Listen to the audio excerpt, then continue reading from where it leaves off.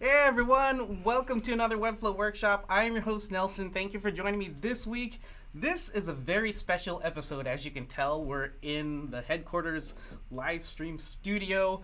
Have I already said episode 140? If I did already, sorry, but yeah, 140 episodes. We're going to learn the brand design process from two Webflow, I'm going to call you masters because it's just amazing what you guys create. So two Webflow masters, Ryan and JP.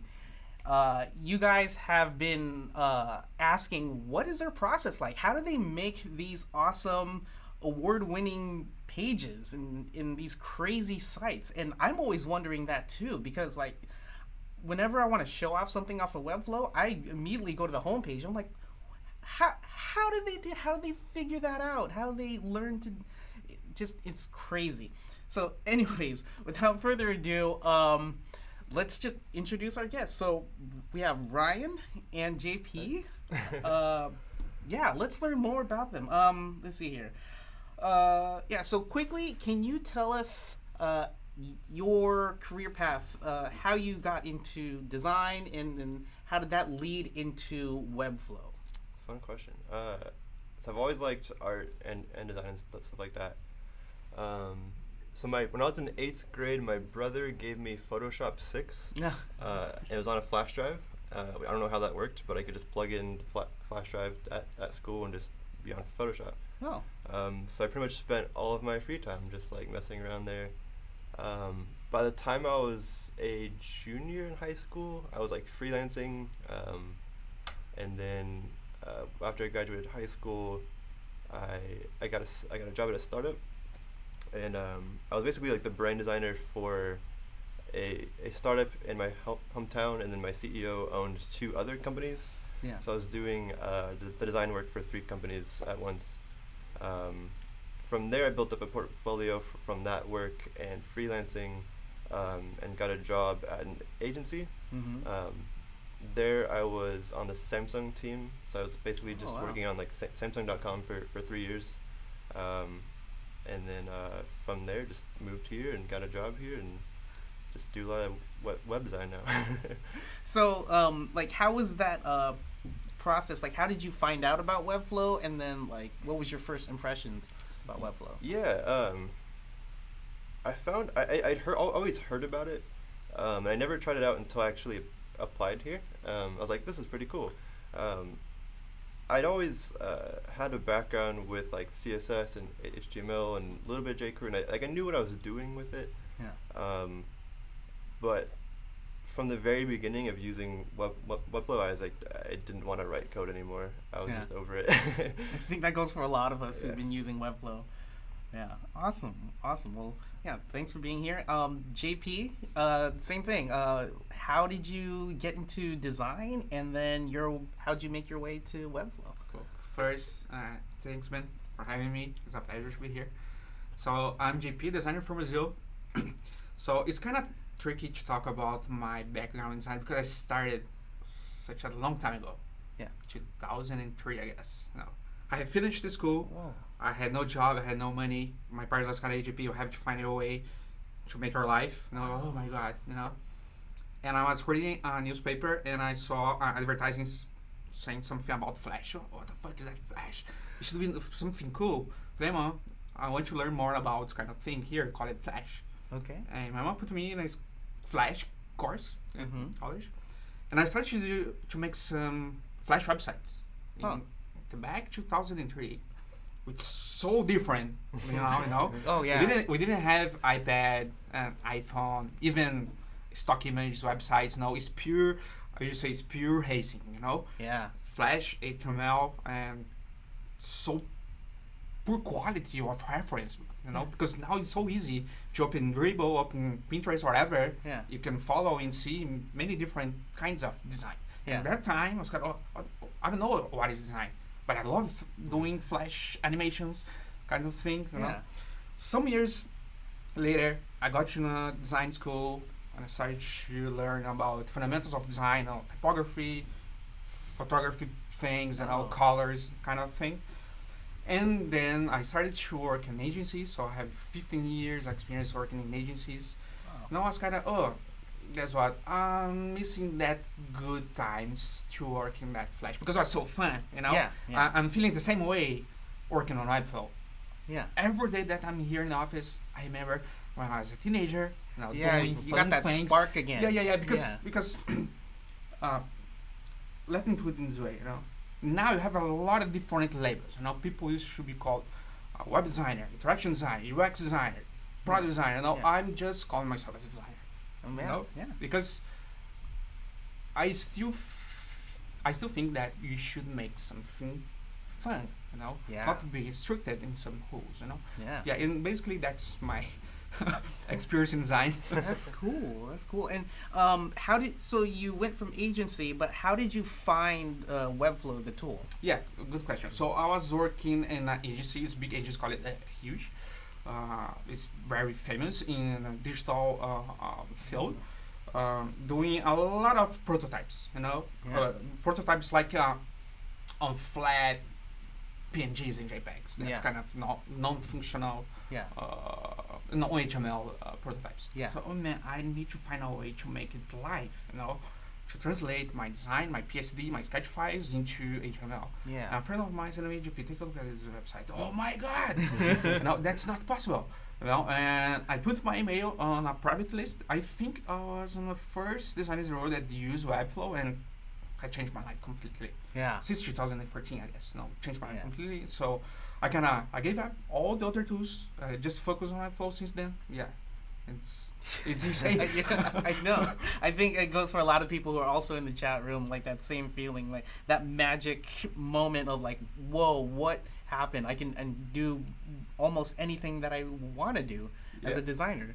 So that's an awesome story. Because it changed my life. For example, I used to present our designs to the clients, not flat PNG or sometimes print out some things. It's not so cool. Then you show like a prototype with some motions, some animations, some interactions, something that you can send a link for your clients. Hey, play with that, and it had changed completely the way that we're presenting our things in agency for the clients, And I thought, oh man, I'm doing these crazy things for the clients. Why not doing it for Webflow? Yeah. Oh, wow. And that's on here. That's cool. All right. So, if you have any questions for Ryan or JP, our community moderators are dropping a link to the Google form. Go ahead and put your question there. Just want to make sure that it's working. Yep, we have 2 questions already. So we'll answer those questions towards the end of the stream. But for now, we're going to learn more about the process. So first thing, so for Ryan, let me share my screen real quick. So Ryan built, one of his first projects here at Webflow was to build the e-commerce beta launch page, the coming soon page, and just to get the hype train going. And let me refresh real quick. And so if you guys remember this one, it was insane. It had this crazy zoom in effect and crazy animations in the hero. And then I'm still baffled, like how the heck did this happen, And then the whole CSS sticky with these angled screenshots or what have you. This is nuts, and it's so beautiful to just interact with. And so I'm just wondering, Ryan, like, how did you make this? How did I make this? Yeah. So this was like the second project I had done using IX2. And so it was a lot of experimenting. It was a lot of like testing, like how far can I push this? Like what will Chrome be able to handle, Yeah. And this page at one point was a lot more crazy. It would just completely not run. Oh, really? But yeah, I mean, so the page was inspired by actually a script that John here wrote, and it was meant to be a video. Oh. It was meant to be a launch video, not unlike what we just released with the full e-commerce launch. Yeah. But that was actually the biggest part of this design, was being able to start with the story and being able to start with like a full plan of what we should talk about, in what order, and kind of just the way it should feel throughout that process. Yeah. So I can go over the details of how things are done if you'd like, but Yeah. I mean, a lot of it was just trial and error and just seeing how we could push this. Yeah. Would love to see. So Um, we're sharing your screen now. Shoot. Okay. So that's All right. well. Is there a specific thing that you'd like to know how it was built? Well, the process. So it started with John's script. Mm-hmm. And then it got to a point where you're like, you know what, this should actually be a launch page instead of a video, you know. And then from there, did you like sketch it out or like you do? Yeah. Okay. So from the script, Oh wow. I actually went to Figma, and kind of treated the web design process as something more of a storyboard. And instead of thinking about it as like a long page layout like you would with another site, I quickly found that that didn't work well. Mm-hmm. And so I went over to thinking about it in kind of like a storyboard. So going down is going through the process, and going right is different options that I had for the some of the sections. You can see there's a lot of iteration here. With some of these things, a little bit of math going on that failed.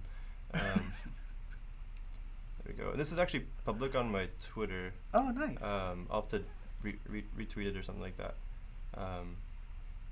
But yeah, this was a really nice way to think about how the page would move and how it would go from one area to the next, and basically like a prototype, but not needing to animate the whole thing.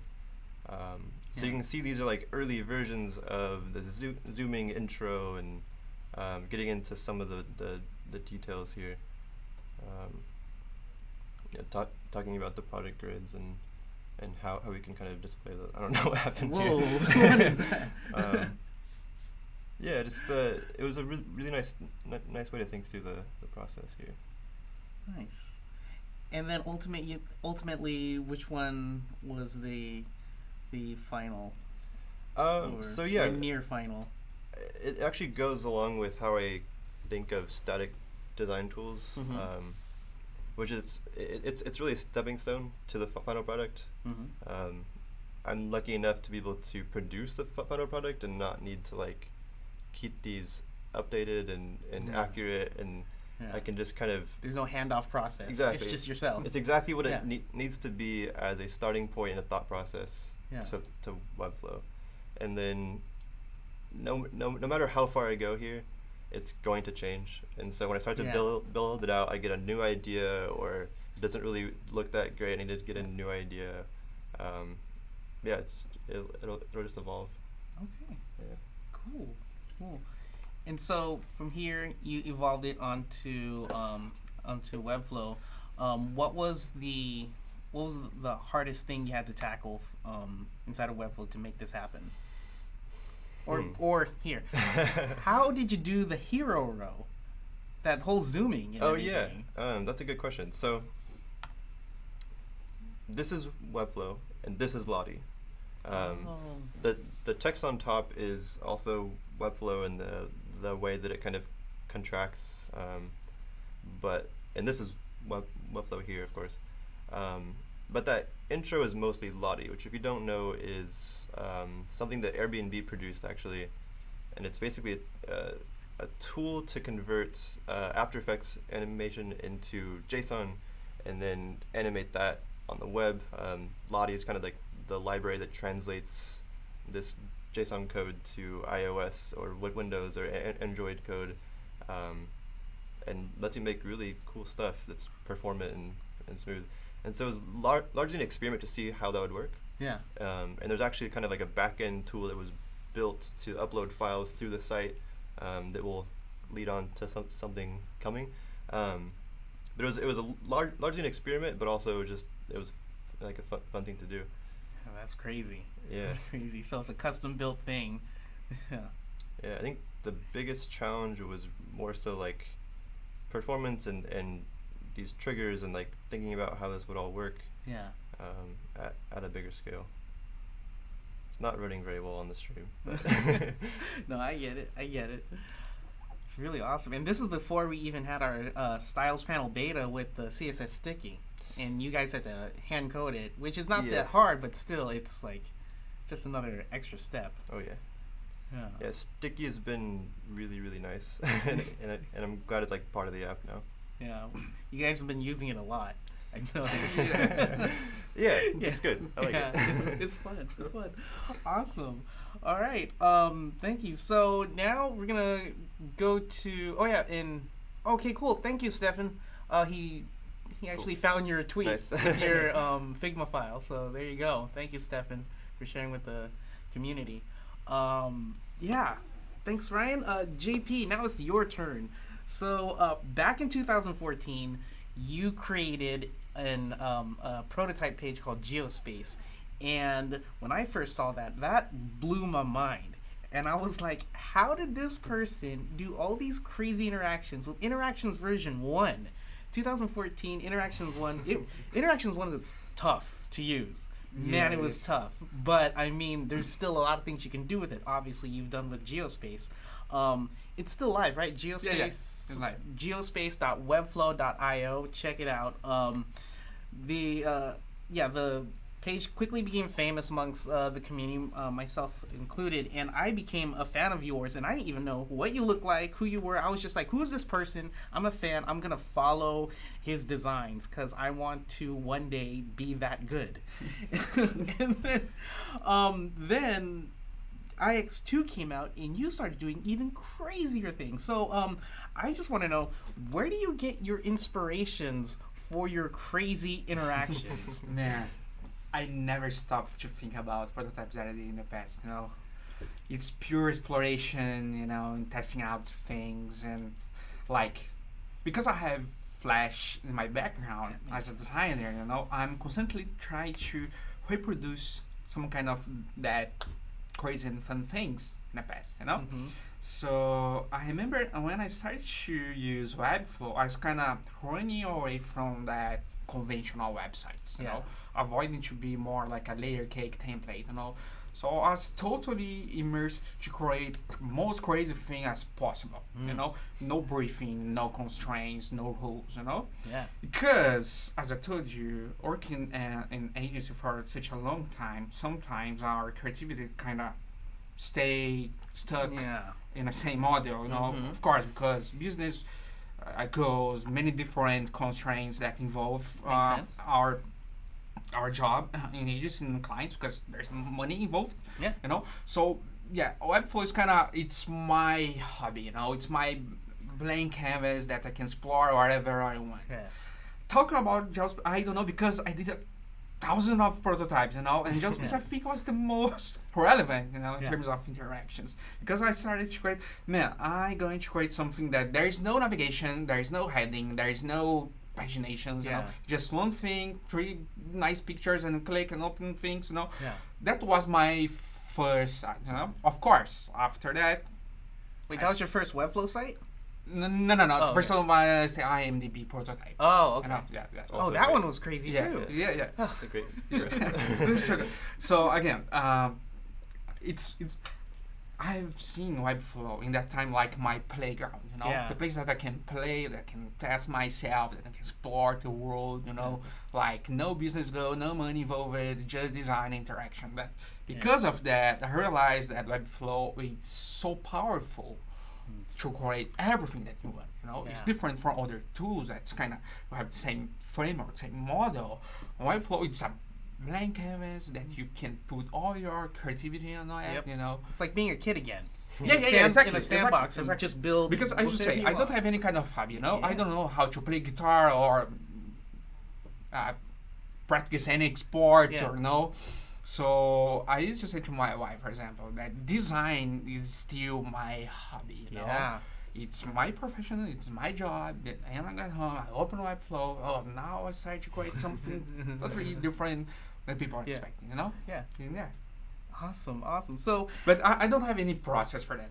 If Oh. someone wants to know, it's testing, Iterating. iterating. it's just the stuff you've brought back from your Flash days. And Yeah, you're like, yeah, how yeah. can I now build that for the modern Because web? on that Flash days, the briefing was we need a nice website.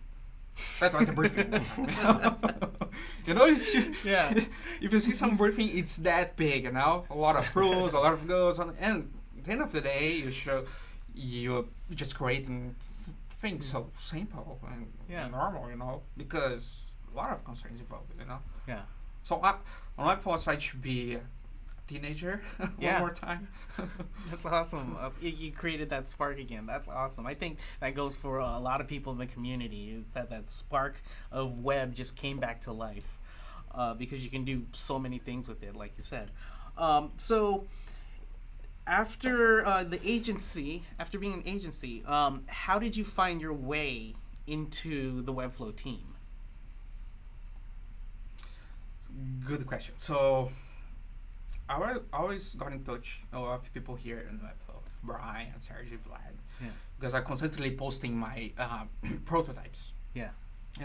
And then I moved to the USA, working at Huge in Washington DC. It was a pretty nice experience, but at the time, I kind of let Photoshop and Sketch go and just focus on Webflow. So I was doing all my tasks I was doing on Webflow and showed to the client, showed our team. Oh, that's cool, that's great. And someday Brian called me regarding opportunity to create the new homepage, but just working as a contractor. Yeah. It was so funny because in the middle of the call, Brian asked me, AGP, what's your future goals? Hey man, I want to move to California. And I said, hey, we have a position here at Webflow. I didn't think twice. No, I'm down. Because it's not because the agency model, I was not fitting anymore in the agency model. Because you worked there for a long time too. 15 years. Yeah. It's a lot. Yeah. And I remember that I heard a book when I started design school called Think Better.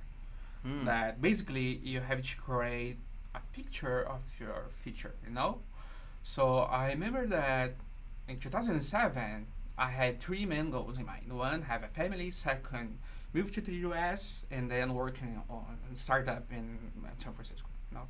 So 10 years later, I can say you've published this goal. Nice. So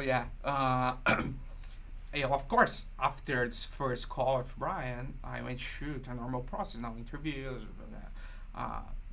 visiting here the office, So every move that I make here in the US should be. It's not so easy, because there is some bureaucratic things involving my visa, Yeah. So and 4 months later, our first conversation, I started on Webflow. Nice. The main project was redesign of the homepage. That's nuts.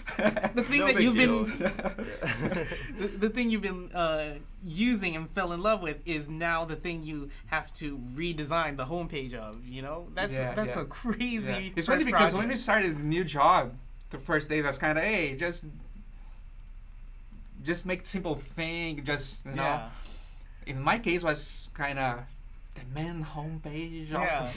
Now the complete opposite. Do something that's not simple. Do something that's crazy. It's a huge responsibility. Well, let's get into that. The process in building the homepage. So it is a crazy homepage, and if you haven't been there yet, webflow.com. Why haven't you? Just go there now and look at. So, anyways, go ahead and share your screen. And let's get right into it. Let's see here. Let me share your screen. Is it up? Yeah. Okay. Oh, okay, cool. Yeah. So, what is some of the things? So I'm going to share here. It's like my method on Webflow is kind of chaotic, Yeah. I think I did around 30, 40 different versions. It was more than that. Yeah. Because That's a lot. it's almost the same than Ryan, but Ryan used to use Figma. In my case, I started to create all the sketches from scratch on Webflow. You know, so I have Wait, you start on Sketch? Or? no, on Webflow. Oh, so Direct on- every yeah. every But the idea first was a project photo. in my Oh my life God. that I just used Webflow. You know, Yeah. I didn't use any other tool. It was just Webflow. So because of that, was Ryan said, we had a kind of script to follow. You know, Yeah. a storytelling to follow. So when I started this project, my main focus was I do need to create a nice interaction Yeah. for that. You know. Yeah. And then I started to explore different ways to make the interaction. What I'm showing here is pretty simple. It's kind of draft. I have like thousands of variations here. So the idea in this case is it's kind of silly. It's not perfect because it's some draft, you know. Yeah. So I have a kind of different steps. Like as soon as you scroll, you get into these squares and. You know, it's it's a draft, you know. Yeah. So my point here, I was trying to explain the three different environments that I like to immerse Yeah. the users. You know, Yeah. first one is the hero, and then you have a 3D space. Yeah. When you scroll, you get into this 3D space that turns a website. Yeah. You know, and then you can turn into these 3 different level. So just using scroll, it's pretty dope. Yeah, it is. Yeah, but and explore a lot of different variations of that. You can see. How many pages you got there? Oh wait. Oh, so they're all in one project, and you just duplicated pages. Yeah. Duplicate. Oh my Yeah. God. Well, he probably had like 4 projects with a bunch of pages. Yeah. Oh my God. So you see, in this case here, I just playing with different way to show the heading. That's know, cool right there. And I Wow. have some rails in the background. And changing, switching view websites, launch websites. My way to create things is chaos. Yeah, lots of chaos. And then with all that chaos, how do you rein that in? Like, where do you find? Because I have a good team working together with me, Ryan, Brian, John. These guys kind of keep me on the floor and around. Okay. Yeah. That's, I think, is one of my flaws of my career, because I'm moving sometimes too far from Fernando, and sometimes I do need to have someone. It's like my wife, My wife always put me in an easy situation, talk about money, talk about other things. And here, internally in the team, I do need someone that keeps me strict now. Yeah. It works great though, because we want you to go and go off. Yeah. Works great. Yeah. And sometimes I feel bad because of that, because I show 20, 30 different versions, but none of them it's finished, Yeah, but it's like a photographer, right? You take hundreds thousands of photos, and then you just pick your best 5, and then you're like, oh my God, you are the greatest photographer. How'd you do that? Yeah, exactly. But you didn't see all the other 9,000 bad photos. Hey, something. I can see that. Yeah. That's a cool process. I can see that. Ryan likes to keep everything clean, and you like to keep everything chaotic. And it's a good balance. I think you should merge different skills. Yeah. I'm not soccer addicted, So I used to say you do need to have a nice striker and forward. Yeah. But also a good goalkeeper. Yeah. You can think in many different situations, in a team, like someone extremely organized, responsible to create style guide and manage that, and someone totally chaotic, that can push the boundary in terms of craziness, Yeah. So I think we are in a good. Yeah. It's a good team. Yeah, it's a cool team. It's different. It's different process, isn't it? Yeah, it's an awesome process. Awesome. Yeah. So back to us. Okay, so looking at yeah. So now in the brand design team, we have 4 brand designers. So as the brand design lead, how do you keep the brand design cohesive with all of the projects that are going out while still evolving it? Cross-site copy-paste. Yeah. It's actually really hard because really in the last month the team doubled. So there's a lot of processes that we're still figuring out, but a lot of it is we have a lot of work out, and it's really easy to just go to the site and look at what we've done. We can jump into the project and copy paste full chunks of the site and just go off of it. But yeah, like we always want to push it forward. Yeah. And that requires us to go back and to fix the old, and that's what we're doing now is we've gone a little bit too far, I think, and we're going back to bring the rest up. But yeah, I mean, as we scale as a team, it's going to be more and more about working together and making sure we're all on the same page, we're all sharing our work with each other. We all agree that this is the best next step. Yeah. And then just like sharing often and like sharing our projects and yeah, I mean we don't really have a full set in stone design system, and we could. Yeah. But we don't yet. Yeah. Wow.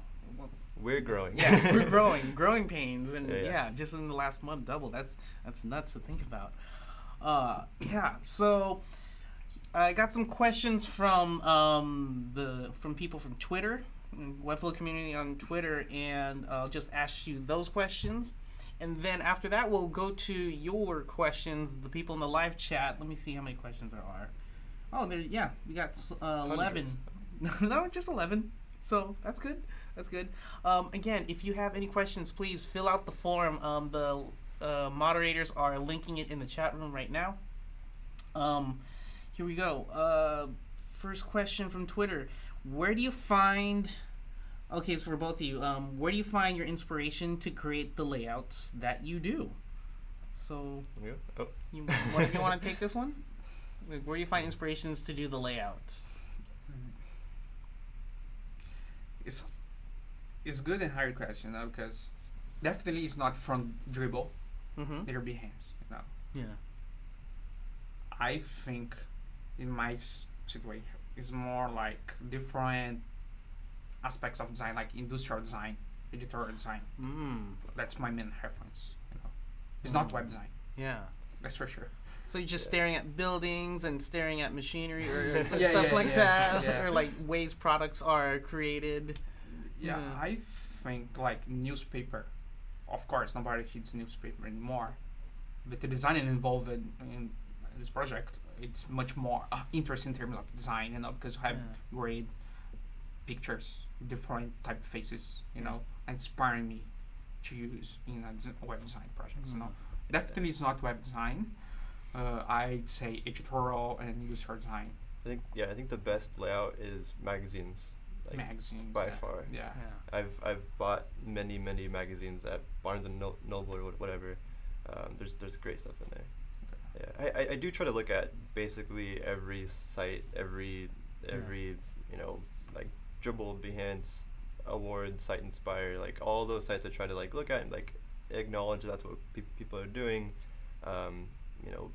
Like learn from it what I think is good and what's bad, but look at movie title sequences or like there's stuff everywhere for us to draw inspiration from. Package is nice. Packaging. Package design, yeah.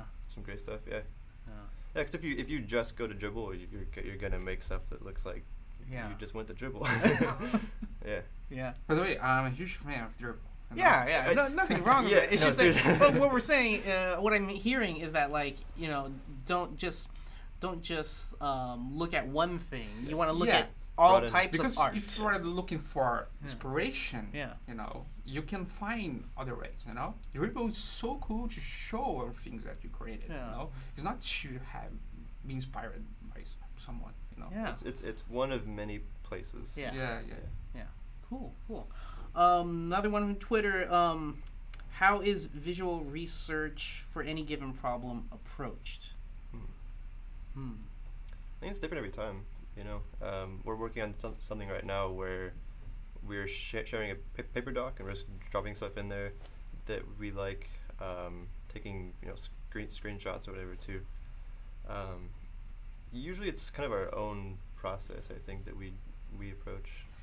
Yeah, it's kind of, in my case, you should follow my notes, and then have a discussion internally with someone that can bring a different perspective of the problem.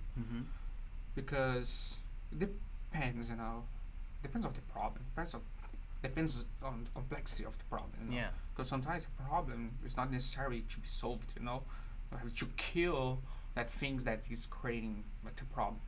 Yeah. So basically have a discussion with someone that can bring another perspective, a different perspective. Yeah. Makes sense. All right.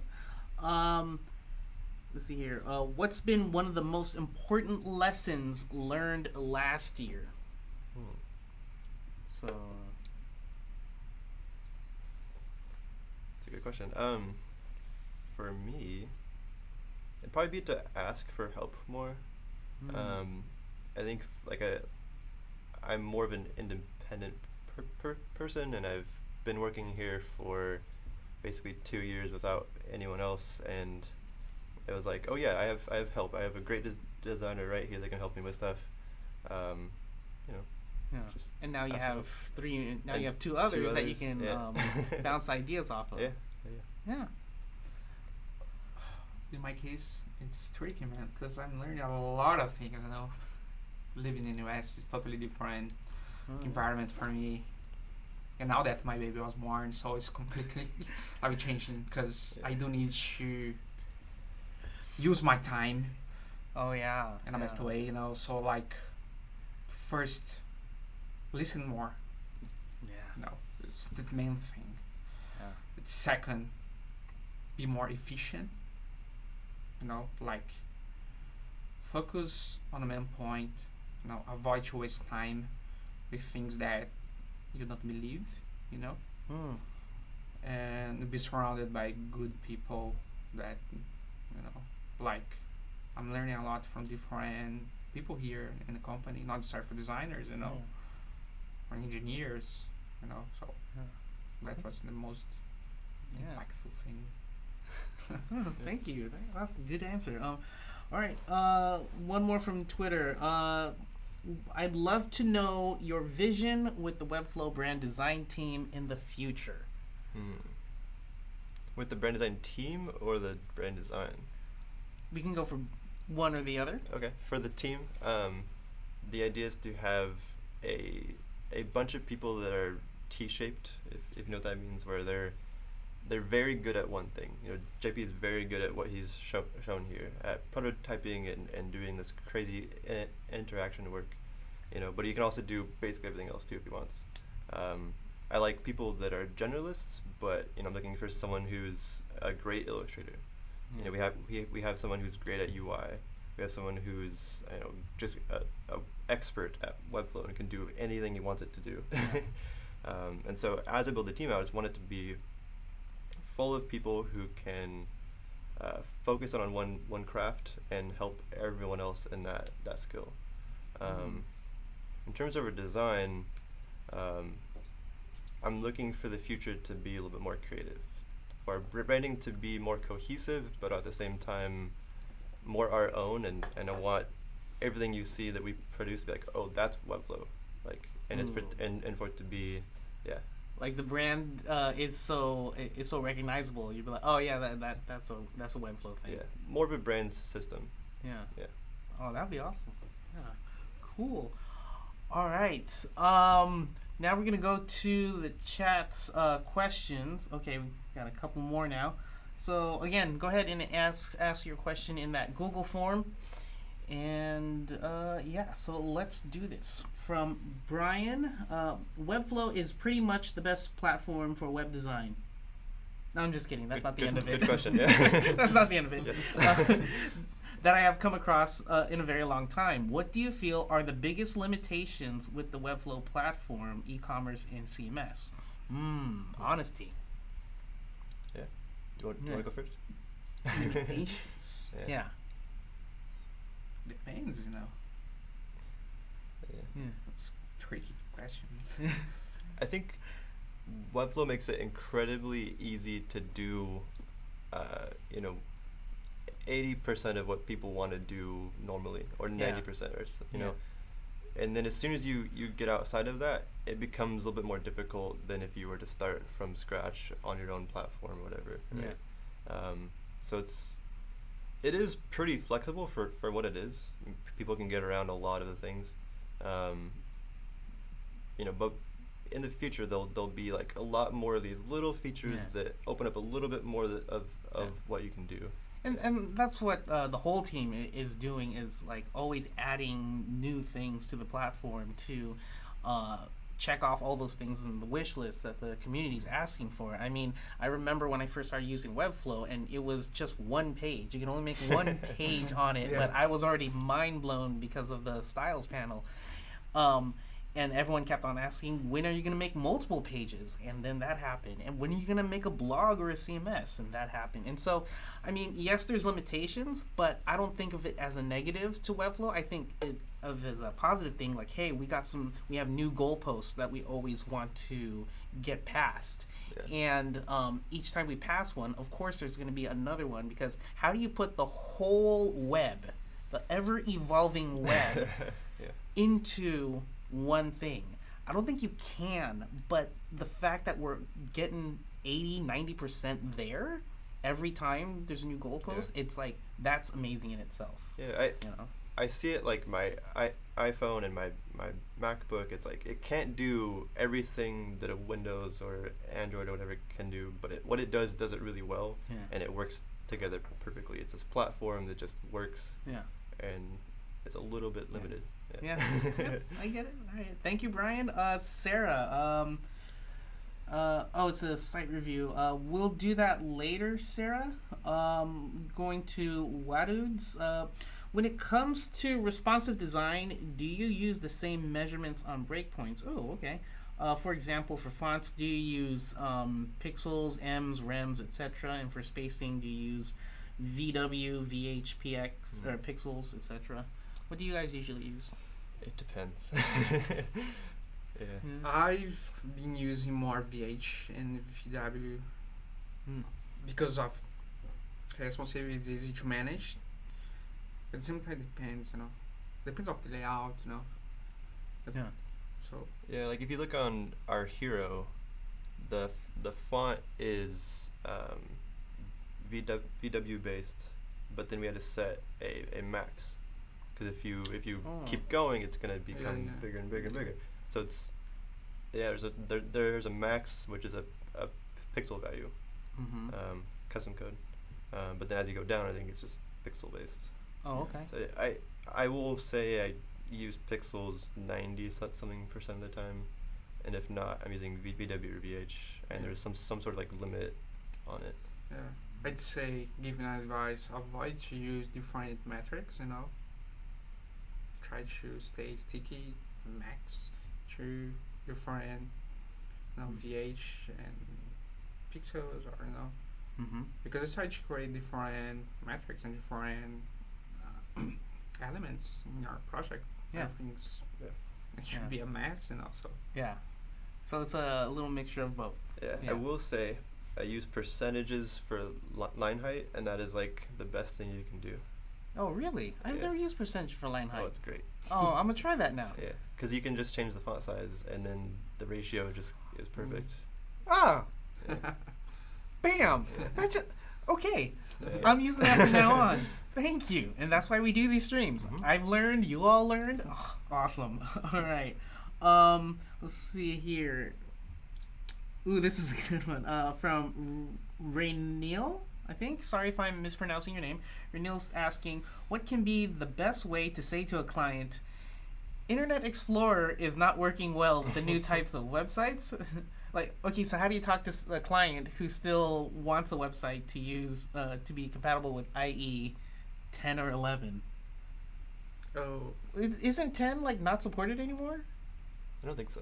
It's 11 that's still kind of here. 11's here for now, I think. And Yeah. I mean, I don't do client work, so I'm just gonna. I've heard a story a long time ago that someone added an extra tax on it if they want a Like a site to fee. work, like an extra fee to work on to make the website work on an older browser. You know, that That's makes fair. sense because you're working harder, and so maybe that's one approach you can take. I don't know. Have you ever handled the client who's like, I want this to work on an older browser? yeah. It's not necessarily about Internet Explorer, but like even on Safari. You know, I finished something pretty cool on Chrome, and then when I check on Safari, oh god, I had to kind of redo some elements and some components. You know, it's kind of tricky. It's because my way to design things is kind of chaotic. Yeah. But yeah, be aware of the limitations of the browser. It's one point that designers Yeah. should know. You know, Yep. it's not Webflow flaw. You know, it's not fault. It's CSS. yeah. See, yeah. I mean, people can always go to. I mean, maybe you can show your client. Caniuse.org or .com. I forgot. I don't know. Well, yeah, one of those. Can show you what CSS property is compatible with which browser. But yeah, that's a tough one, and maybe you can set another fee. It's .com. Okay, caniuse.com. Thanks. Alex. Oh, hey, Alex. What's up? For Ryan. Okay, this is straight for you, Ryan. Awesome work on the ecom page. Oh, yeah. Thanks. Do you have a link to a guide using Lottie.js with Webflow? I don't. It's a good question. Let me get back to you on that. Okay. And also, what do you see? Would love your thoughts on animations on the website link for. Oh no, sorry, that's a site review. Okay. Wadude has a question. Since the intro of Flexbox and CSS Grid, do you guys still use columns or are they pretty much obsolete? I have a confession, which is I have never used columns. I Ooh. don't use containers, sections, or columns, or any of that. Yeah. Same here. Just straight up divs. Yep. Yeah. Oh. Divs, Yeah, it doesn't really hurt to just use divs. They're great. I mean, I think it's great that we have that. But I prefer to use divs. It's easy to use Flex and Grid, and so I just choose that instead. Okay. Yeah. Try to use Flex and Grid instead of columns. Yeah. It's not obsolete, you know. It's Yeah. I don't use it. I think they're obsolete because they're still using floats, and Floats work. Yeah, floats work, but I mean you get so much flexibility with Flexbox. Yeah. And the Grid. Are you guys using Grid more in your future projects? Yes, especially because of what's coming. Oh, nice. I use on the Versus page. Have you seen the Versus page? Well, yeah, there's a couple of them. There's the Shopify, the WordPress. So that was Grid? That section that has a progress bar is using Grid. Oh, really? Yeah. Are you, whoa. Is it the new one that we haven't put Yeah, out the yet? new though? one. Okay. Hold on, which It's- one? it's, webflow.com/versus/shop Can we? /Shopify? Yeah, we can show it. We just haven't. Yeah. We have an updated version of this. It's not hugely different, but So this this one doesn't isn't use it? Grid, but the next one's gonna. Okay, sorry. So hold on, showing everyone this one. So this is the one I'm at. So it's- webflow.com/versus/Shopify. It's the old one. So this try, is old. Yeah, try to put Shopify-2. Oh, okay. We can show this? Well, we already said the URL. Too late. Oh, Let me 404. see. It's a different. You can put it on your screen, Oh, yeah. and then go ahead and share your screen on. Share your screen. So no, that's fine. Sorry, it's my bad. Are you sharing your screen? Oh, it's yeah. Oh, sure. Oh no. It's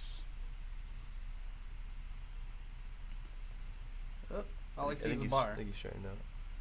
Sharing? Oh, No. Maybe just share your whole screen. Yeah, share your whole screen. There we go. Okay. Oh, okay. So here, this component was made using grid. So all those rows. Yeah, because man, I'm using just one interaction for Uh-huh. everything. So like we have on one side it's Webflow, another side it's the competitor. In this case, Shopify. Yeah. So I'm using just one component for everything Yeah. and one interaction because this page should be Even with flexible. that double one? Yeah. It's just one for Iteration everything. number 50. Oh, yeah, that makes sense. You know, because of that, it should be just one element for both Uh-huh. and responsive. Yeah. So the way that I found to make it was using grid. That's it's totally blowing. Yeah. The way that I did that. Yeah. Because this bar here, it's inner shadow. You know? Oh. It's a lot of tricks. To me, I was thinking, okay, you put like a div that just like is not inner channel, it's just a background color, and it just grows. But oh man, Yeah. there's so many different. Yeah. Oh. So basically, you can just copy and paste Yeah. one of these elements and change the content and just set a padding, on the main div that the container that's the call out.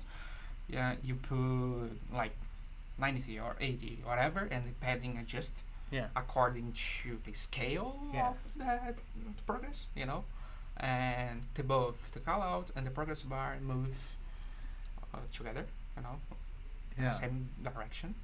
It's a lot of Yeah. of small tricks that Yeah, I can that's- share someday. Yeah. When it's ready, like please share how this was made. But that's really cool.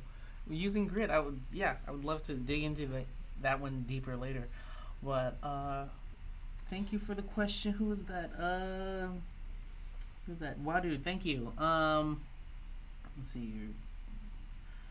I think this is from Chris. What is the best and fastest way to become a great Webflow designer? Is it a good idea to build templates as practice and sell those on the marketplace? How do you become a great Webflow designer? I think being a great template designer is one piece of it. I wouldn't focus all energy on that. I think being great means well-rounded, which can mean JP's process of like making stuff really fast. It's really scrappy, but it like looks great.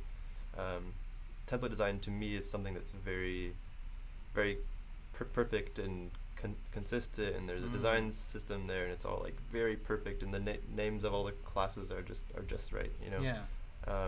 I think that's a skill that's necessary.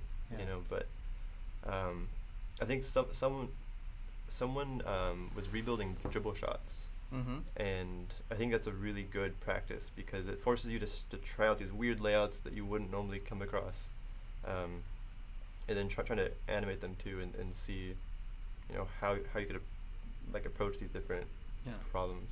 Yeah. Yes. How can I say? Be a good designer in Webflow means that you should be a good designer outside Webflow. Ooh, yeah.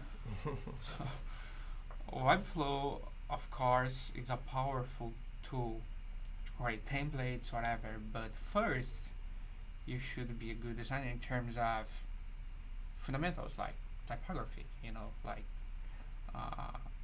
contrast, like many different aspects of design is involved beforehand. So I'd say be a good designer first, practice, and then move to Webflow, start to design from scratch, make things for yourself, like not just our templates. It's involving, step by step you can achieve a good level, but it takes time, Iterate. Wow, that's good. I really want to make a clip of that, so I'm gonna do some hand waving to tell myself, hey, scrub to this part and make a clip, because that was, dude, that's some really good insight. Thank you. Hopefully that answers your question, Chris. Let's see here. That's just I think Jonathan. How do you ensure? Ooh, this is a good one. I think this is one you had to work on for Webflow Ecommerce, the beta launch page. How do you ensure interaction / animation heavy designs are both beautiful and function smoothly across all devices and platforms? Do you have any testing processes you use? Yeah, that's a great question. Well, yeah. First of all, it's never going to be perfect. If you really want to make things that are nuts, it's not going to run perfectly on every device. And to get there, there are things that are going to work really, really well, which are transforms. Like, they're always going to be smooth unless you go really far with it. But things like changing the background color or opacity or size, those things are really taxing and they're not going to be smooth. If you're mixing continuous triggers with, like scroll into view or click or whatever, that's a lot going on at once. It's a lot of, and so I would try to keep to one trigger at a time. And then when you go to test, like this is a nice MacBook, go and pull out a Chromebook or something old that's underpowered. Go to Firefox, go to Chrome, go to Safari, go to whatever you can.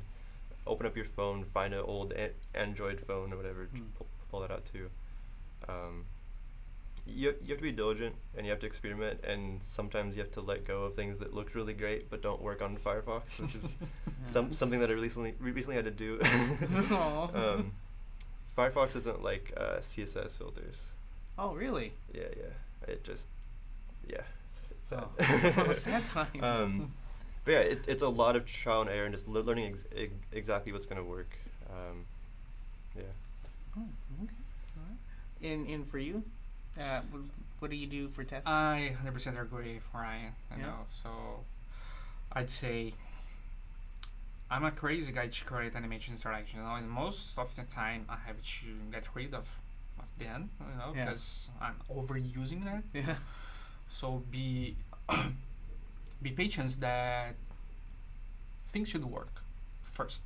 Yeah. It's not necessarily means that I have I don't know if you remember my former personal website was kind of 3D rotation thing. Yes.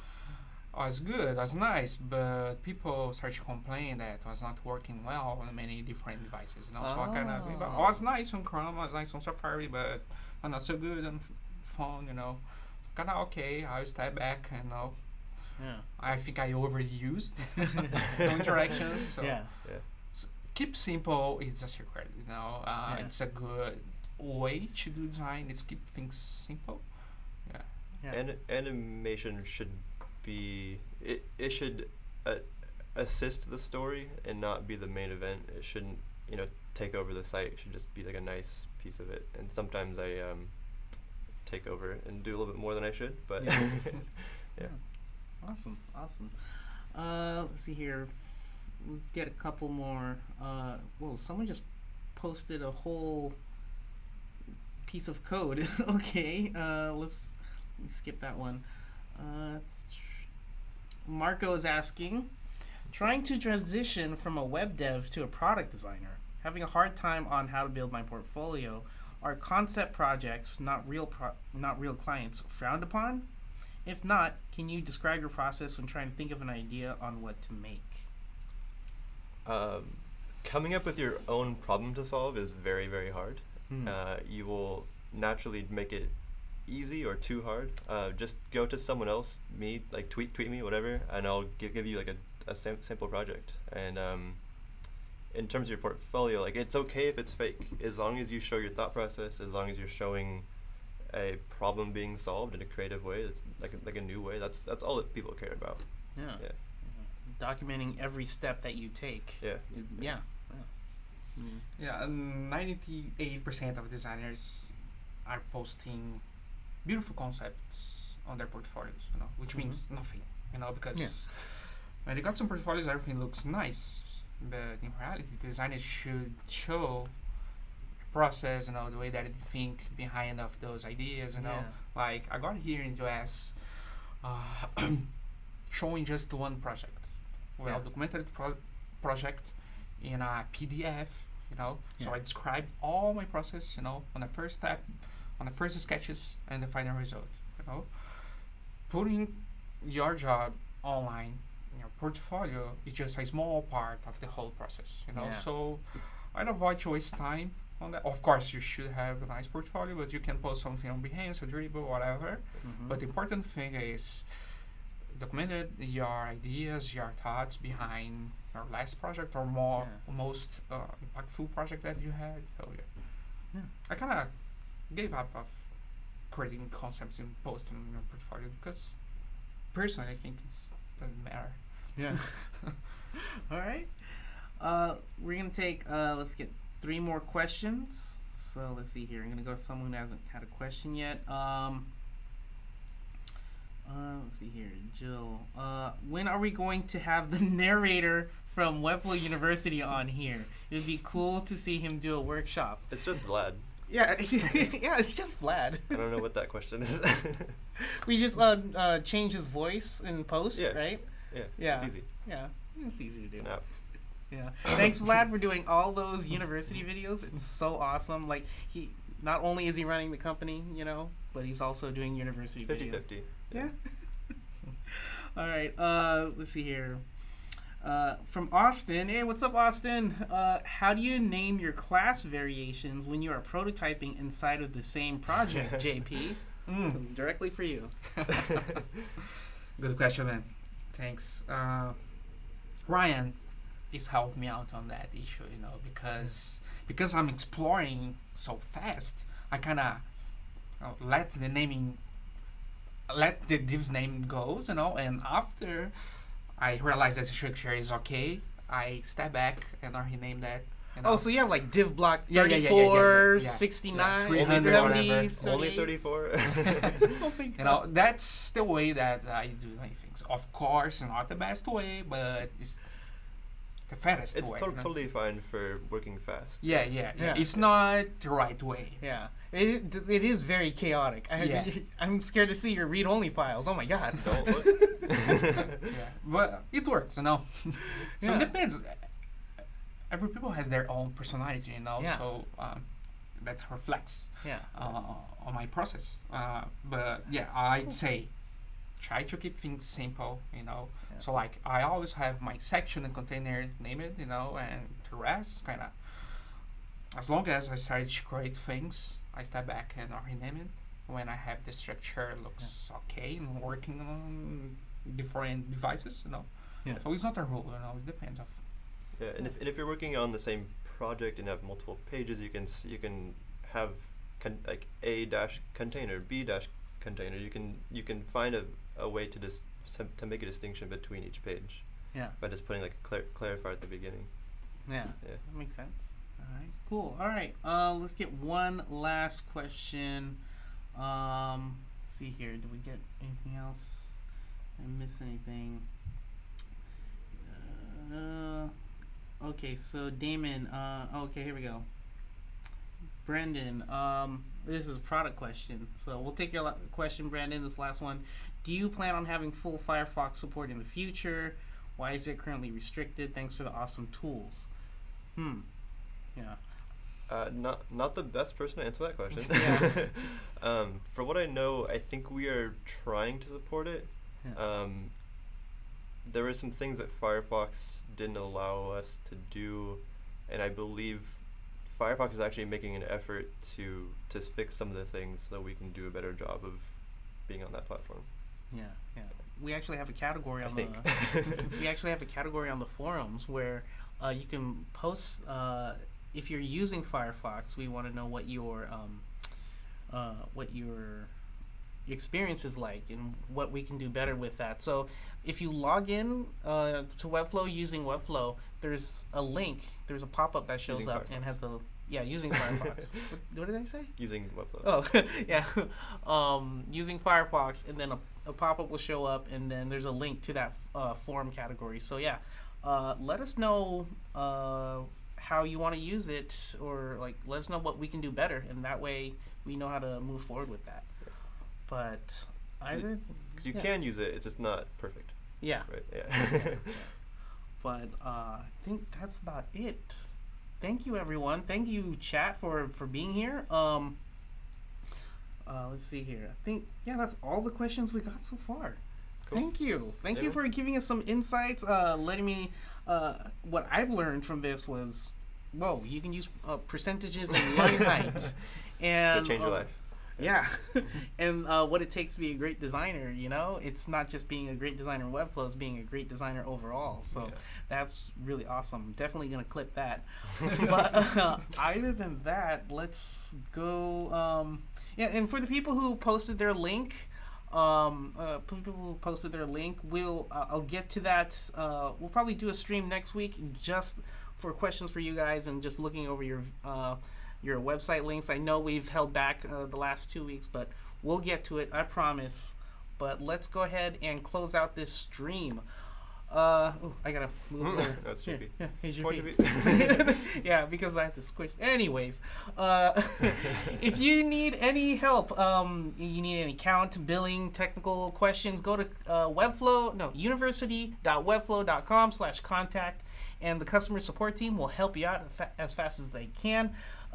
If you have a design or custom code question, please go to forum.webflow.com. Join that community. Huge, awesome global community where a lot of Webflow fans have started. Yeah, just join it and ask your question there. And if your question gets answered, do me a favor and answer someone else's question so we can all grow together. This stream happens every other Tuesday at 10 a.m. Pacific. You can find us on YouTube. You're already on YouTube right now if you're in the live chat room. But yeah, if you're just watching this recording, please hit that subscribe button, youtube.com/webflow, and the notification bell so you know when new university videos that Vlad makes are uploaded or when we go live on the stream. All right. And that's about, oh yeah, twitter.com/webflow, Instagram.com/webflow app, facebook.com/webflow. Twitter handle or Instagram you want to shout out? It's my name, JoaoPaulots. Sorry, it's my full name. Nice. Or I have another Instagram, can follow by hello___JP. It's kind of Okay. Nice. Twitter is RyRyJmo, RYRYJMO. Okay, cool. And if you want to follow me, it's at the Pixel Geek. Thank you all so much. I've learned a lot. Thank you, Ryan and JP, for being here. It was fun. We will see you next time. And as always, make the web beautiful. See ya.